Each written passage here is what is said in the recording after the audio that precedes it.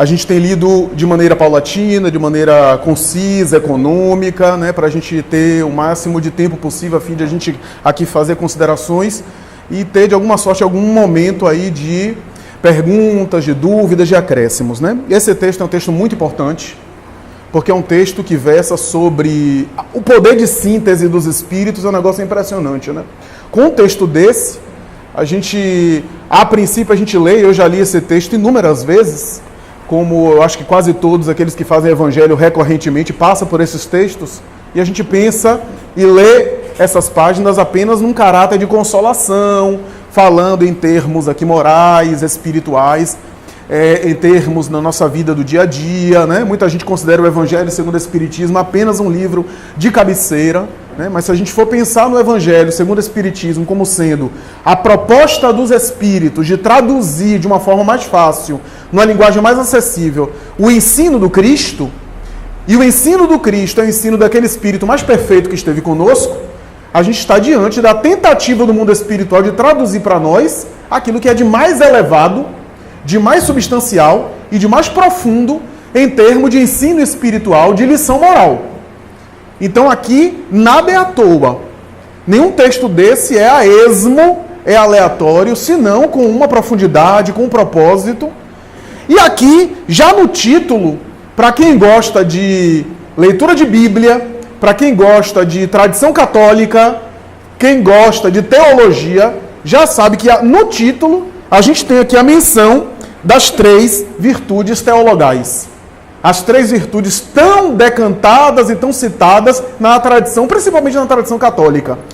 A princípio, graças à famosa epístola de Paulo, a famosa epístola aos Coríntios, quando ele fala sobre essas 3 virtudes: fé, esperança e caridade. Não é à toa que os espíritos retomam esse tema,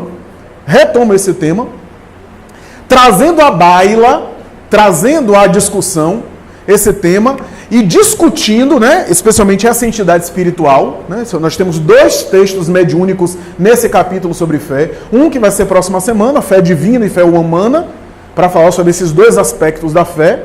E aqui, como nós temos lido nas semanas anteriores e discutindo o assunto fé, aqui a gente tem o Espírito discutindo esse tema que é tão debatido na religião de uma forma diferente, de uma forma específica e especial, né?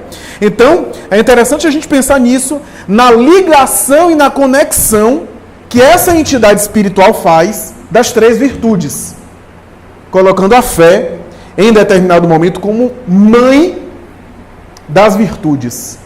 Mãe das virtudes. Nós já vimos no capítulo sobre caridade e em outros textos de Kardec colocar a caridade como sendo o centro de todas as virtudes. Parece uma contradição e quase que uma contestação dos textos anteriores que a gente leu.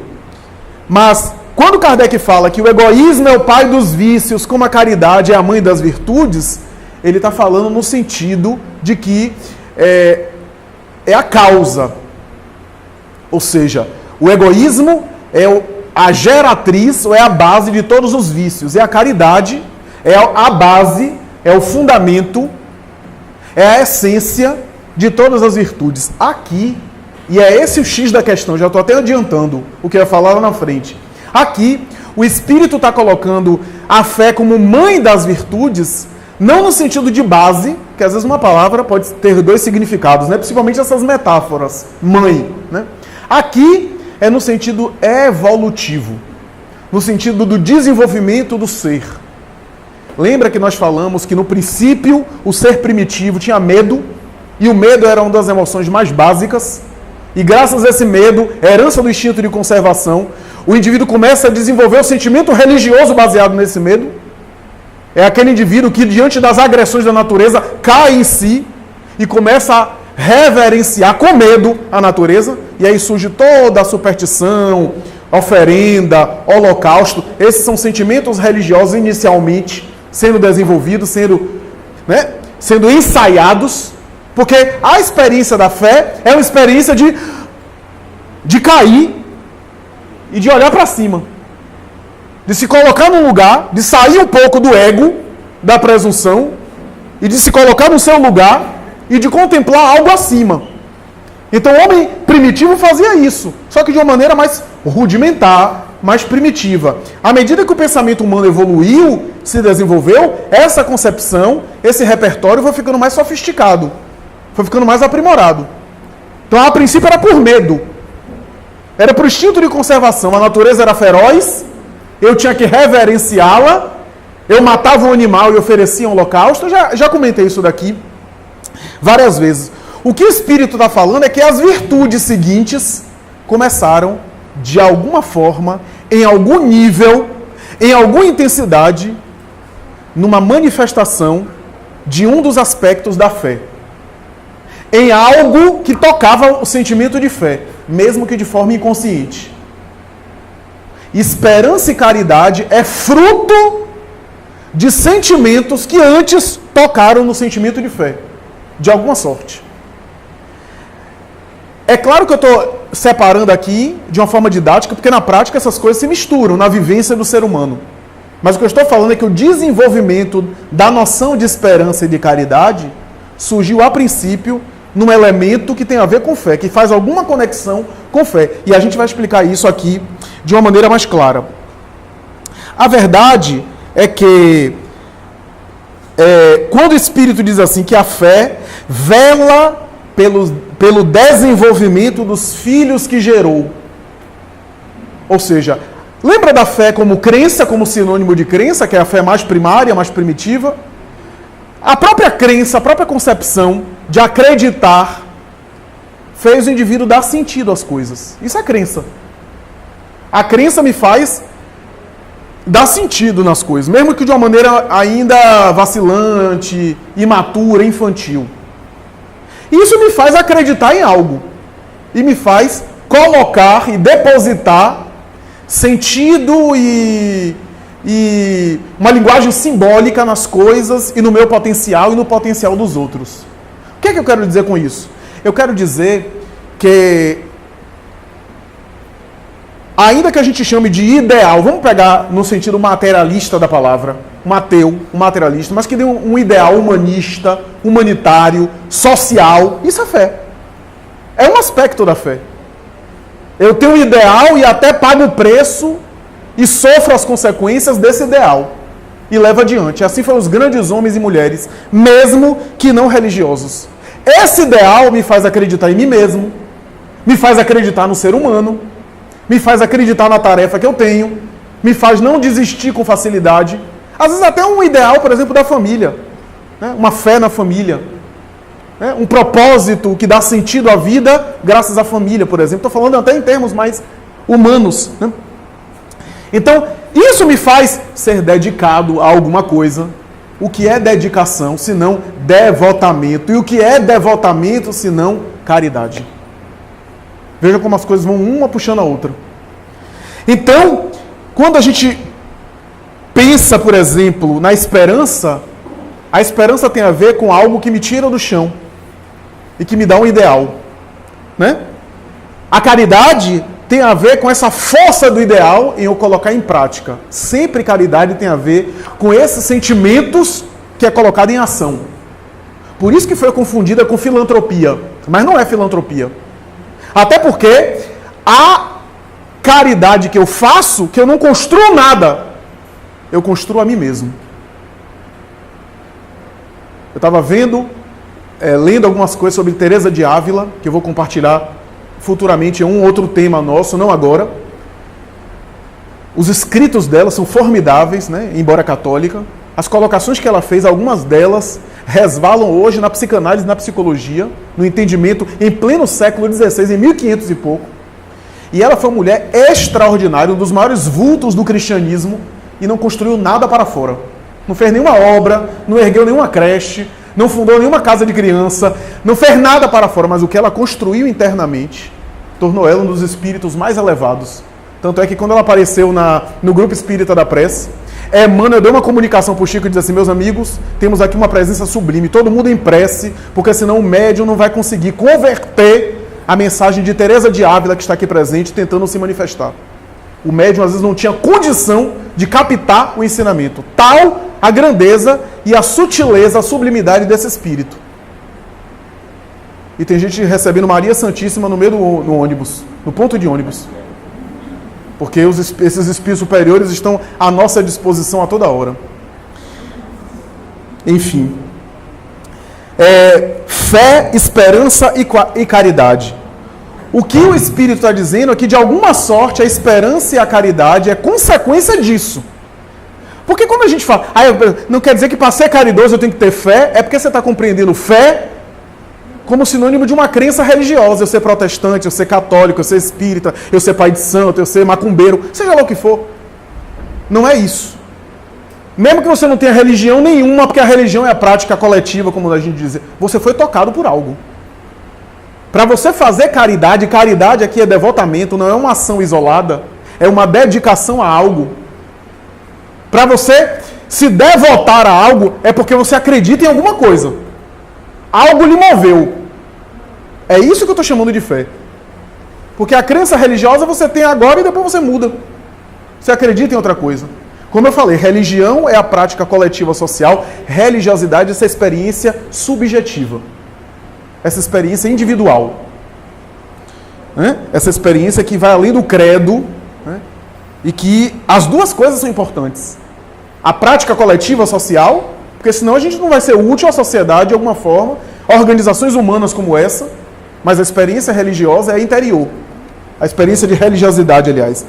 O que o Espírito está dizendo é que em tudo, no mundo interior da criatura, tem um espírito de sequência, como diz Emmanuel. Tudo tem um espírito de sequência. Teresa d'Ávila, em um dos textos dela, ela fala isso. Ela fala que até os seus vícios, não brigue com eles não. Não fique em conflito com eles não. Aceite eles. Deixe eles passarem por você. A visão dela é muito bonita. Deixe eles passarem por você. Agora, não seja tomado por eles. Não seja dominado por eles. Nada de negar. Eu tenho ciúme? Eu nunca menti. Já está mentindo. Não, eu tenho ciúme. Eu fico irritado. Mas eu procuro controlá-los e direcioná-los. Essa é a ideia. Porque ela via a alma humana como alguma coisa por Deus colocada, e que essas paixões são temporárias, esses vícios são temporários, e são impurezas que vão sendo retiradas. Ou seja, o que é eterno, é permanente, é o que está por detrás dessas escamas. É uma visão muito bonita, né? Do que algo que eu carrego. Tem gente que até diz, o meu egoísmo, se é seu, leve para casa. Então, fé é esse ideal básico. Ou como diz Joana de Anjos, é uma confiança irrestrita em algo maior. Confiança irrestrita. Essa ideia, aí é uma fé mais amadurecida, né? Essa ideia que a gente já falou aqui, que da entrega, da entrega. Eu vi uma palestra recente de Haroldo Dias, ele dizendo que assistiu uma palestra de um psicólogo. Eu sei até de quem se trata, porque eu sei quem é que costuma dizer isso, até já desencarnou. É um psicanalista, na verdade, que deu uma palestra e ele assistiu, e esse autor disse assim, no final da palestra alguém perguntou, eu sou muito insegura, como é que você explica a minha insegurança? E ele disse, porque não existe segurança. Porque não tem segurança. Você é insegura porque não tem segurança mesmo. É isso mesmo, não tem segurança não. Porque eu recebo no meu consultório pacientes que estão inseguros porque não tem dinheiro. E outros que estão inseguros porque ganharam muito dinheiro. Sabe de uma coisa? Não tem. Porque você pode estar cheio de dinheiro. De repente não vai nem levantar daqui. Vai ter um infarto. Vai ter alguma coisa, um aneurisma, alguma coisa. Você pode estar... Tá seguro? Tá tudo bem? E aí acontece qualquer coisinha. Porque o fio da vida física é muito tênue. E qualquer coisa se rompe. Então não há essa segurança. Emmanuel vai trazer no livro Pensamento e Vida, um capítulo sobre fé, uma questão interessante. Ele vai dizer que em todas as manifestações do desenvolvimento humano há sempre uma energia da fé. É interessante essa colocação, né? Porque Freud dizia isso e usava o nome libido. Só que o libido para Freud não é apenas o desejo sexual, é uma energia da vida, é um elan vital. Né? Schopenhauer tem outra definição, Paracelso, um dos médicos da Renascença, tem outra. Qualquer nome que a gente dê, pouco importa. E Emmanuel vai dizer o seguinte: o cristal que se quebra e que se recompõe é um exemplo dessa fé, que se restaura. A árvore que é podada nos seus galhos e que mais tarde se refaz nas folhas e nos galhos, é esse exemplo de fé na natureza. O astro que produz luz e que vai se consumindo à medida que doa a luz, é um exemplo dessa energia. Então, veja que coisa interessante. E aí ele vai dizer, até o ser humano, nas situações mais materiais e comezinhas, tem algum aspecto pequeno de fé. E o exemplo que Emmanuel utiliza, eu nunca havia pensado. Ele diz assim, que o ser humano, quando senta na mesa para comer, ele confia no seu aparelho digestivo. Ele confia que vai fazer digestão. E às vezes até nos trai, né? O sistema gástrico. Mas enfim. Ele confia que vai fazer digestão. E assim, nas situações mais comezinhas da vida, existe sempre um ato de confiança. Ele fala, as relações sociais são baseadas em acordos mútuos de confiança. Por isso que existe a má fé, né? Nos contratos sociais e assim por diante. Então é interessante, porque a esperança é um desenvolvimento disso. Por quê? Porque enquanto a fé mais imediata confia em algo para se obter de maneira imediata,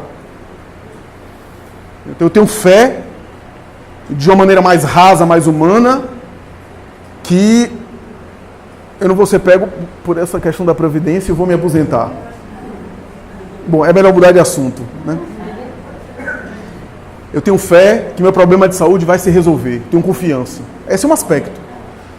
Na esperança, nunca é imediato. É sempre a médio ou a longo prazo. Mais ainda, em alguns aspectos, a esperança mais robusta é aquela que não está nessa vida. Porque há situações que não vão ser resolvidas completamente nessa encarnação. Não vão ser totalmente resolvidas. Por isso que a proposta de Jesus naquela expressão, o reino dos céus, é toda uma esperança para depois. É interessante porque na minha área, na área de psicologia cognitiva, existe um critério essencial de saúde mental chamado nível de desesperança. Os teóricos de Aaron Beck até os modernos psicólogos cognitivos comportamentais utilizam esse critério, nível de desesperança. Nível de desesperança é o seguinte, é a capacidade que o paciente tem para se projetar para o futuro, para se imaginar futuramente. Quando a pessoa está muito deprimida, ela não consegue se enxergar amanhã. Não consegue se projetar nem para o dia de amanhã, não é daqui a 10 anos não. Dizem os teóricos da terapia cognitivo-comportamental que o paciente que está com um nível de desesperança muito forte, mesmo que não tenha outros sintomas, é um paciente com risco de suicídio. Somente por esse critério. É um dos critérios mais importantes das teorias cognitivas comportamentais. Você não se enxergar no futuro. Você não conseguir se projetar para o amanhã. Você não tem nenhum plano para o futuro. Então, já é paciente risco para essas teorias. Interessante isso, né? Porque essa ideia de se projetar, é, portanto, uma fé mais amadurecida. Esperança. E a caridade é o fruto, como falamos na semana passada. A caridade é aquilo que se manifesta dessas duas virtudes, fé e esperança.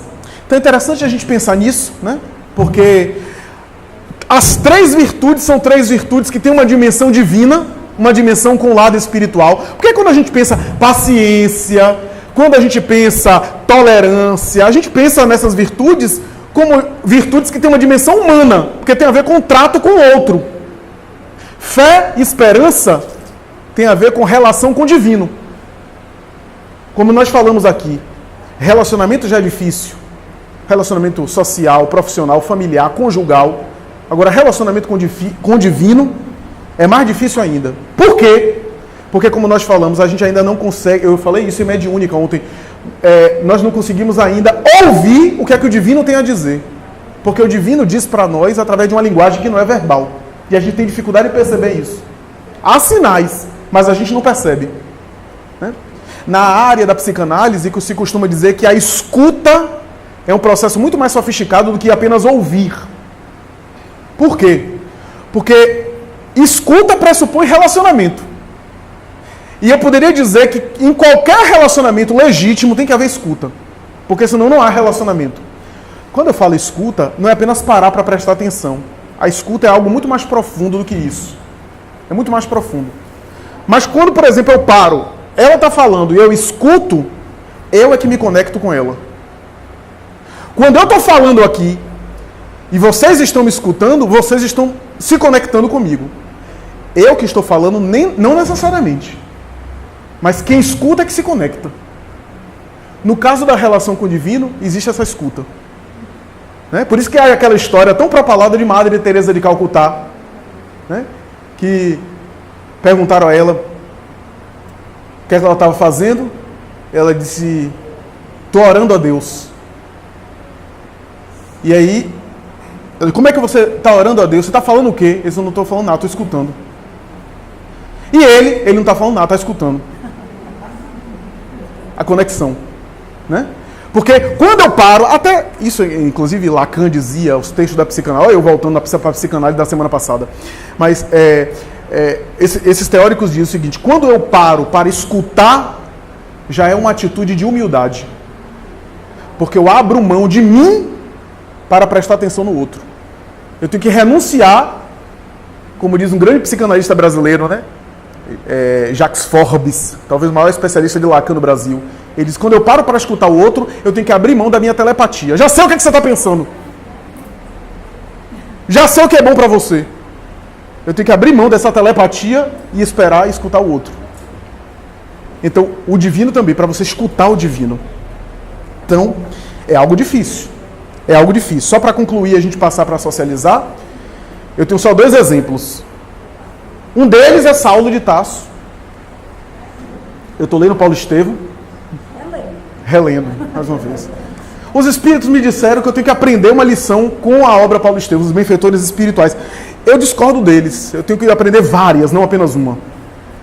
Estou voltando. Laís está me estimulando, porque ela está relendo, de vez em quando ela relê, e ela está me estimulando em casa. Mas, e uma das coisas que mais me chama a atenção de Paulo Estevam é Jesus aparecer a Saulo na estrada de Damasco, dizer, entra na cidade, Saulo, depois que ele disse, eu quero isso que eu te faça. Entra na cidade e lá eu te direi o que tu deves fazer. Mas ele não disse. Jesus não disse. Jesus apareceu a Ananias e disse, vai lá curar Saulo e diz a ele o quanto ele deve sofrer por amor ao meu nome, porque eu também vou dizer. Mas também não disse. Disse de outra forma, com a vida. Jesus não ficava aparecendo a Saulo para dizer, vai acontecer isso com você, vai acontecer assado, etc. Não, ele foi dizendo durante a vida. E o que eu acho interessante aqui para nós, eu vou voltar a esse assunto, eu já citei isso aqui. Eu queria estar na hora, só para ver, eu falei isso com ela ontem, só para ver a cara de Simão Pedro, na igreja do caminho, quando Saulo, depois de 3 anos no deserto, volta, é expulso da casa do pai, expulso da casa de um amigo de infância que ele pede abrigo, pele e osso, doente, com febre, tilintando de fome, olho fundo, barba desgrenhada, já não era aquele mais aporte atlético, aquele homem. E ela me chamou a atenção para algo que eu não havia pensado. Uma coisa é você fazer um monte de besteira. Eu conversei hoje com a minha paciente, ela dizendo assim, agora eu vou fazer intercâmbio, porque eu fiz um monte de besteira, peguei a metade de Salvador ficando, e agora eu vou fazer um intercâmbio, vou para fora do país, porque eu não posso ficar aqui por muito tempo, não. Porque em cada bairro eu tenho um namorado. Foi o que ela me disse. Uma coisa é você fazer um monte de bobagem, depois fazer um intercâmbio e morar em outro lugar. Outra coisa é o que Saulo fez. Ele era juiz do Sinédrio. O STF está na moda, né? Ele era o ministro do STF. Ele renunciou a tudo para vender tapete, fazer tapete, carregar tapete nas costas, ficar para lá e para cá. Na mesma região onde ele era conhecido e aplaudido. Veja que coisa. Vendendo tapete ali, como um modesto tecelão. Sendo visto na rua e sendo um motivo de chacota. Algumas pessoas dizem assim, não se importa com ele não. Ele é um maluco, mas é um maluco pacífico. Era assim que ele era visto. Antes de ser o que ele foi, ele passou por isso. Anos. Anos. Assim. Sem ligar para o que os outros diziam. Então a mudança dele foi realmente significativa. E É interessante porque assim, quando ele vai e bate na igreja do caminho, ele havia matado um monte de cristão, havia açoitado até a morte muita gente. Quando ele bate na igreja do caminho, que o homem que atende, o cristão que atende, diz assim, pois não reconheceu ele. E diz assim, o que é que você quer? Eu queria falar com Simão Pedro, diga que é Saulo de Tarso. O homem tremeu e bateu a porta. E foi para falar com Pedro. Imagina a cara de Pedro. Pedro deve ter pensado, Jesus, você não é gente, viu? O que é que você está tramando? E aí Tiago diz assim, mas como é que você vai abrir a porta para esse homem? Esse homem matou um dia, esse homem é lobo. O que é que você vai fazer? Imagine o que é que você vai fazer. Você vai colocar em risco todo mundo aqui. Esse homem está pregando uma armadilha para nós. Pedro só abriu a porta para Saulo mais tarde, porque ele havia negado Jesus. Se ele não tivesse passado pela experiência da negação, ele não teria aberto a porta. Ele teria ouvido Tiago. Ele disse não. Ainda que ele fosse um lobo e um doente, mais necessidade ele tem da nossa compaixão. Porque aí é mais infeliz ele é ainda. Vamos recebê-lo, mas com cuidado para não comprometer. Quando ele recebe mais tarde, depois, ele recebe Saulo, que era uma atitude de fé. Era uma atitude de fé. Sabe o que Saulo vai dizer para ele? Eu quero ficar na cama onde Estevão dormiu aqui. O homem que ele assassinou a pedradas. E Pedro disse, eu não vou fazer apenas isso. Você vai ficar na cama dele, mas eu vou lhe dar o evangelho que ele leu quando estava aqui. Parece que Saulo queria se martirizar com isso, né? Que ele leu, pegou o evangelho de Mateus, os escritos e deu.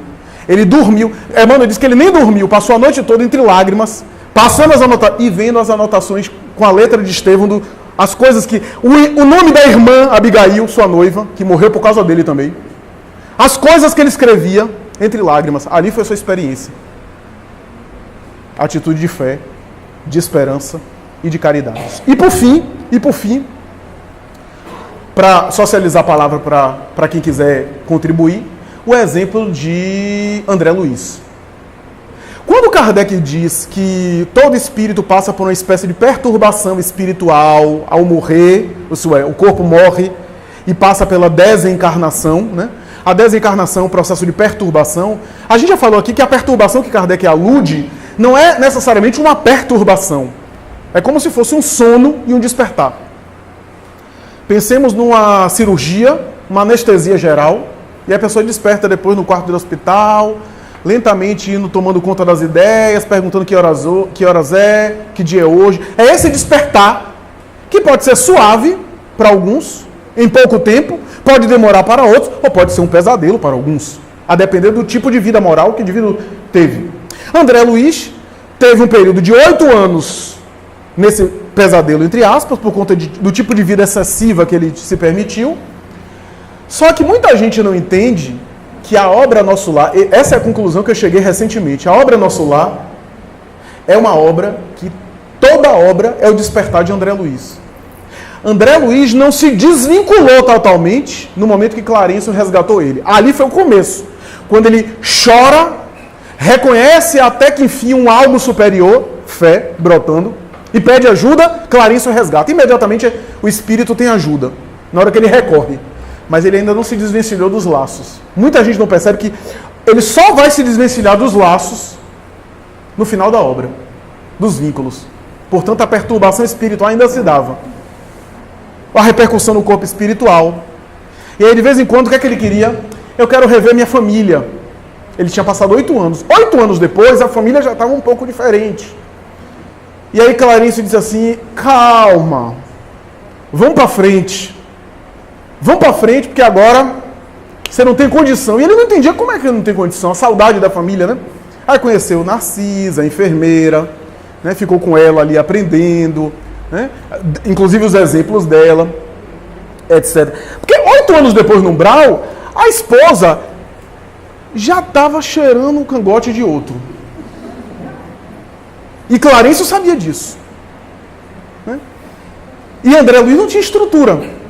Claro, era jovem, refez a vida afetiva dela. Né? E aí ele foi sendo preparado.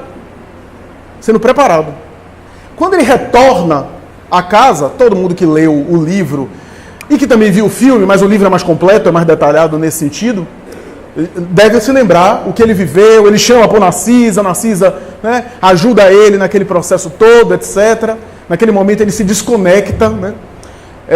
Quando ele visita a casa, vê as filhas, vê Zélia, e aí vê o sujeito deitado na cama que era dele, ele não fica bem, né?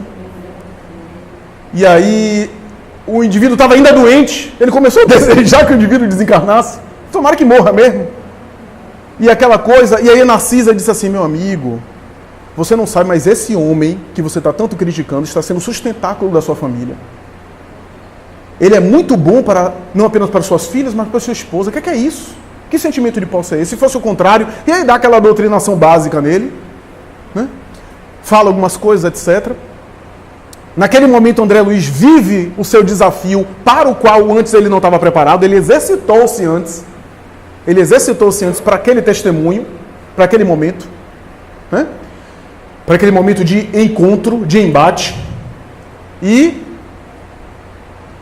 é interessante porque quando ele decide, os espíritos esperavam, ele decide se movimentar para ajudar o encarnado, algo dentro dele se modifica. Algo internamente, ainda em sofrimento, se modifica. Ele começa a ajudar. Aí sai, pega uns princípios espirituais, uns elementos fluídicos, né? Fora, em contato com a natureza, leva, aplica passe, etc. O homem começa a melhorar, começa a responder, né? E ele aí começa a se restabelecer. E aí ele se sente bem, se sente aliviado. Havia se liberado de um peso. Quando ele volta ao nosso lar, há uma festa para ele. E a partir daquele momento ele é considerado cidadão da colônia Nosso Lar. E antes não era? Não, antes ele estava ligado ainda ao mundo material. O processo se concluiu. Né? Então se concluiu com esse desvencilhamento. Por quê? Porque na fé, que é a base de todos esses sentimentos de elevação, ele teve que recorrer. Ele teve que se concentrar. Há uma conexão com algo que transcende a matéria. Por isso que é virtude divina. Fé, esperança e a caridade. A caridade foi o final, que foi o gesto que ele fez, e que ele fez bem, e que também conectou com a sua dimensão divina, né? Que liberou ele. Eu vou falar para a Laís que eu não estou preparado nem para essa experiência não. Mas, enfim. Vamos socializar aí a palavra.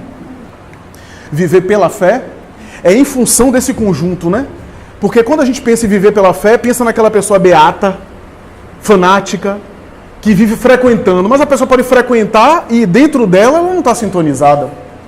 Quanta gente frequenta a vida inteira um centro espírita e não está sintonizado com os propósitos? Né? Já que falei aqui, eu conheço gente que diz assim: eu fui 15 anos espírita e agora eu deixei. Quando a gente vai ver, foi 15 anos de tomar passe e ir embora. Nunca leu nada. E aí se diz que foi 15 anos espírita. Né? E assim com outras propostas. Né? Então viver pela fé é, no fundo, sintonizar com esses aspectos da sua dimensão espiritual. Viver um mundo, o aspecto humano, né? Mas não esquecer do aspecto divino, o nosso aspecto divino. A diferença? Ah, sim. Ah, sim. A gente podia fazer uma interpretação que viver pela fé é viver utilizando a fé. E viver para a fé, viver voltado para a fé. Né? Tem muito religioso que vive pela religião, mas não vive para a religião. Né? Que é o desvio da religiosidade. Né? Por isso que o espiritismo não tem sacerdócio profissional, para a pessoa não viver pela doutrina. Né? Viveu voltado para. Ele foi um homem de fé, até antes mesmo da conversão, só que estava direcionado de maneira negativa e errada, né? Ele era fanático. Ele era fanático porque ele não raciocinava. Por isso que ele levou à morte as pessoas. Depois ele equilibrou isso. E eu quero dizer também é que esta fé que o Evangelho está nos trazendo nesse capítulo, especialmente nesse livro 11, tem pessoas que só a despertam na dor. Eu fiquei pensando eu dei esse exemplo de Simão Pedro, né, que ele foi abrir a porta para Saulo de Tarso. Mas por quê? Ele tinha passado antes pela dor, né? Que a dor pelo serviço, moral, espiritual. Será, Flávio, que se Simão Pedro não tivesse passado por esta dor, ele teria aberto a porta a Saulo? E a gente aqui no mundo de hoje, quantos se acham sem fé? Ah, mas eu acho que eu não tenho fé. Você como terapeuta, psicólogo, não ouve isso? Eu acho que eu não tenho fé. Não está falando a verdade. Como falamos na semana passada, tem fé, mas ela às vezes é despertada no momento da dor. E ninguém nesse mundo, segundo Joana, está livre dela, né? Seja ela de que forma for, física, moral, espiritual. Às vezes vem as três juntas. Aí o ateu diz: meu Deus, me socorra. É o momento da fé, o momento limpo da fé.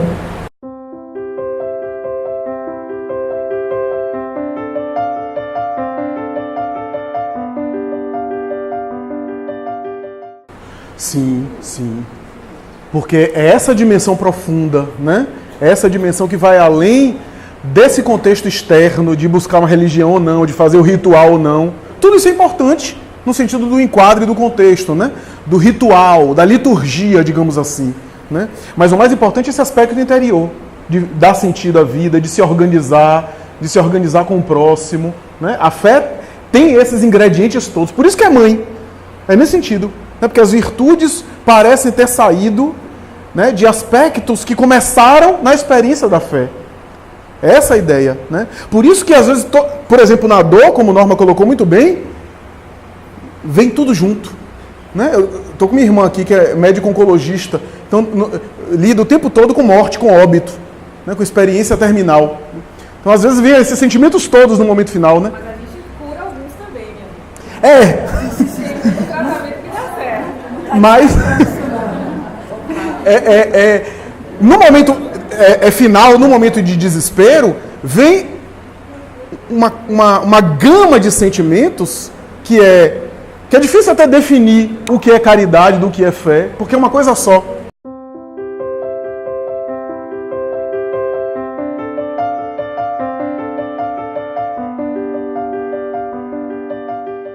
Em nível profundo, sim. Em nível profundo, sim. É a falta de conexão com o divino, né?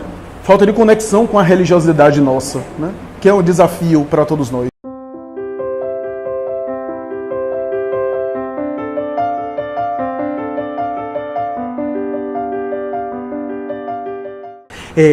Agora sim, esse assunto é complexo, porque quando ela falou sobre a experiência da fé no sentido de que todos nós trazemos, é porque trazemos em centelha.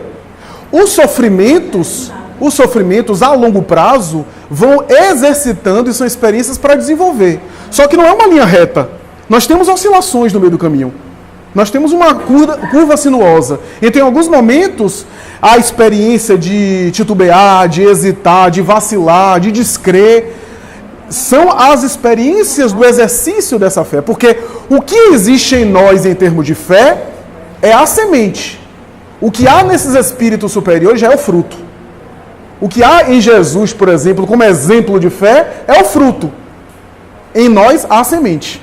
As relações fomentam uma fé, que é assunto da próxima semana, que é o aspecto da fé humana, né? Que tem a ver com os vínculos humanos, que também desenvolve essa capacidade de confiança.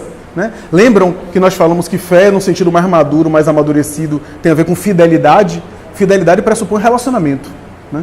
Então, no aspecto humano também a gente vai desenvolvendo, né? E claro, nesse aspecto mais espiritual, a longo prazo, transcende a vida material.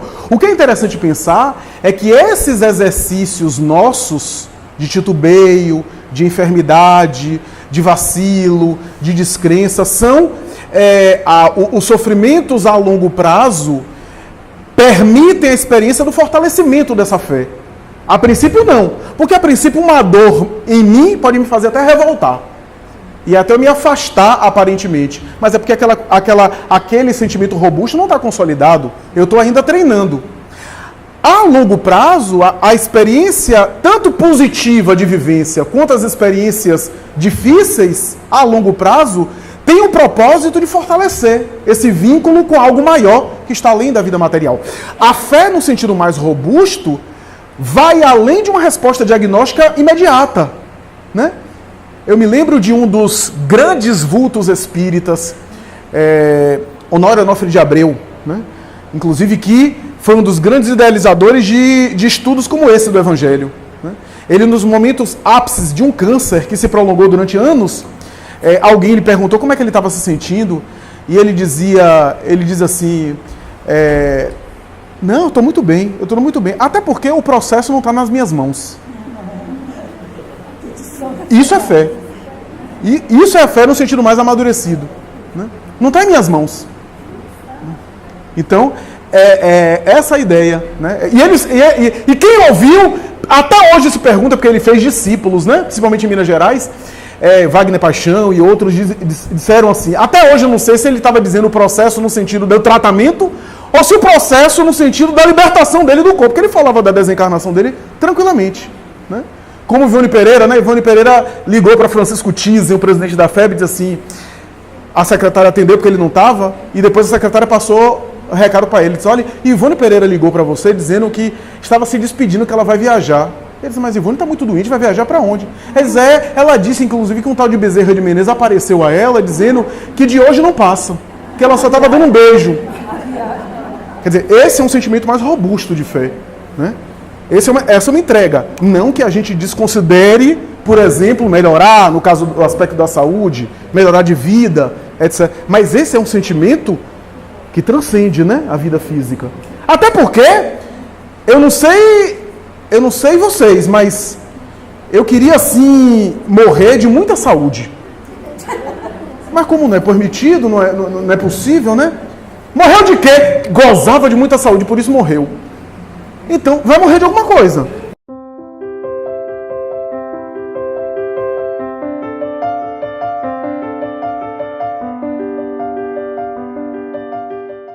Eu acho que é uma via de mão dupla, né? Existem as relações que acabam afetando, até porque a gente não sabe o que foi que começou, e é difícil demarcar o que foi que começou, se o indivíduo desenvolveu um processo de depressão, e a depressão altera o senso de afetividade. A fé é uma espécie de afeto, porque quando a gente fala em afeto, em termos psicológicos, não é afeto apenas de gostar do outro, é qualquer tipo de sentimento, de expressão emocional. Como a depressão, que pode inclusive ter uma dimensão química, né? Uma dimensão neuronial, às vezes acaba perturbando isso e afetando essa capacidade do indivíduo, né, de expressar. Então a gente não sabe se isso levou a essa vacilação e essa perturbação, essa angústia da sensação de desamparo e da falta de fé, ou se a ausência de fé ou a ausência de recursos que foi construído resultou no processo depressivo e no processo que a gente está vendo aí, o quadro clínico. É difícil saber onde foi que começou,